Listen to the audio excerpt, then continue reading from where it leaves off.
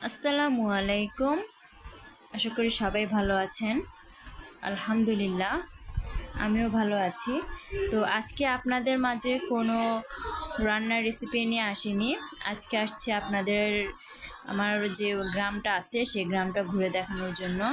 তো গ্রামটা ঘুরে দেখানোর জন্য একটা মূল উদ্দেশ্য আছে, তো সেটা হচ্ছে মাটি কাটা। তো এই যে সড়কটা দেখতেছেন এটা হচ্ছে আমাদের মেন সড়ক। আর এখন যে ডান পাশে যে সড়কটা দেখতেছেন সেটাও একটা সড়ক, এখনও পুরোপুরি সড়ক হয়ে ওঠেনি, কিন্তু এখান দিয়ে মানুষ চলাচল করে। কিন্তু এই রাস্তা দিয়ে সেরকম কোনো গাড়ি বা যানবাহন যাওয়া আসা করে না, খুবই কম। কিন্তু এই রাস্তাতেই এখন মাটি কাটা হইতেছে, কিন্তু উচিত ছিল আমাদের যে মেন রাস্তাটা সেই রাস্তায় মাটি কাটা। তো মাটি কাটতেছে এই কারণে, কারণ রাস্তাটা অনেক নিচা, তারপর বৃষ্টি হলে আপনার পানি জমে থাকে আর কাদা হয় অনেক, এর জন্য আর কি মাটি কাটা। আর এই মাটি কেটে রাস্তাটা পুরো আপনার মেন যে সড়ক হয় সেই সড়কে পরিণত করবে। তো এরকম করে প্রায় কয়েকবারই মাটি কাটা হয়েছে, কিন্তু মাটি কাটা হইলেও মানে কাজের কাজ কিছুই না।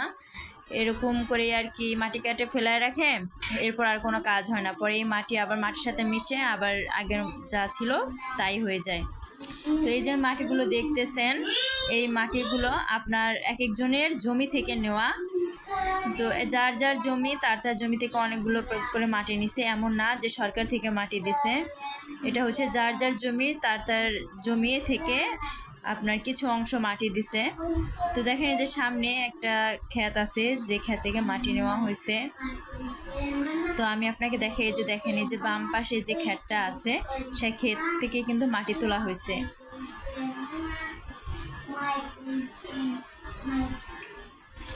এই যে দেখেন এই যে ক্ষেতটা, এই ক্ষেত থেকে কিন্তু মাটি তোলা হয়েছে। তো এরকম করে প্রায় কয়েকজনের ক্ষেত থেকে মাটি তোলা হয়েছে।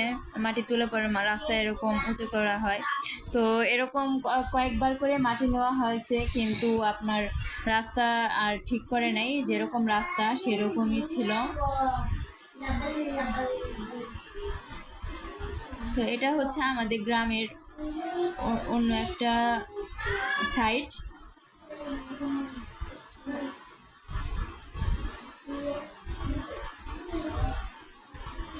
তো এই যে এখানে যে মাটিগুলো দেখতেছেন, আসলে এটা কিন্তু এখানে কিন্তু মাটি নেয়নি এখান থেকে। এখানে হচ্ছে যে মেশিন দিয়ে মাটি কাটা হয়েছে বা যে গাড়ি দিয়ে মাটি কাটা হয়েছে সেই গাড়ির আর কি আপনার স্পট যেটা সেটা,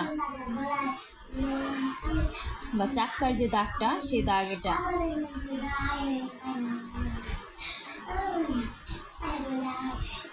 একটা আছে যে মেন সড়ক যেটা যেটা দিয়ে আপনার গাড়ি চলাচল করে, তারপর হচ্ছে আপনার private car, CNG, pickup, bike, cycle, auto এগুলো চলাচল করে। সে রাস্তাটা আগে ঠিক করা উচিত ছিল, কিন্তু সে রাস্তা আগে ঠিক না করে এই রাস্তাটা ধরতেছে।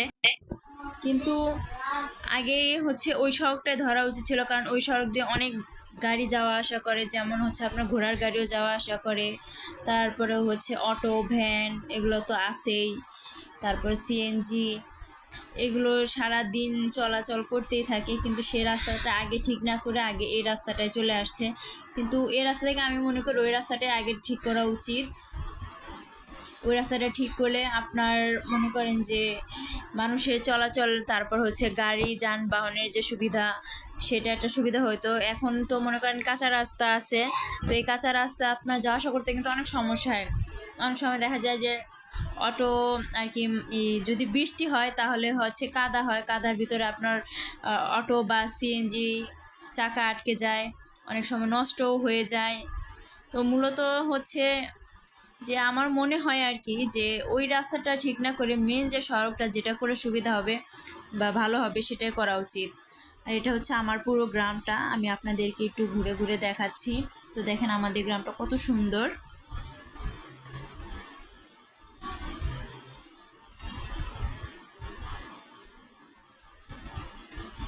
ওই যে সড়কটা এখান থেকে দেখা যাচ্ছে, ওই সড়কটার কথাই বলছিলাম আপনাদের।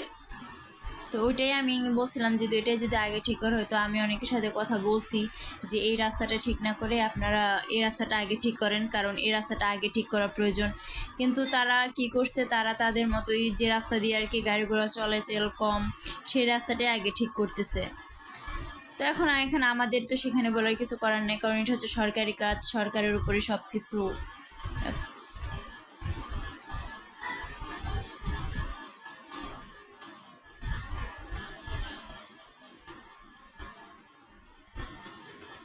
এখান থেকে দেখেন গ্রামে কি সুন্দর,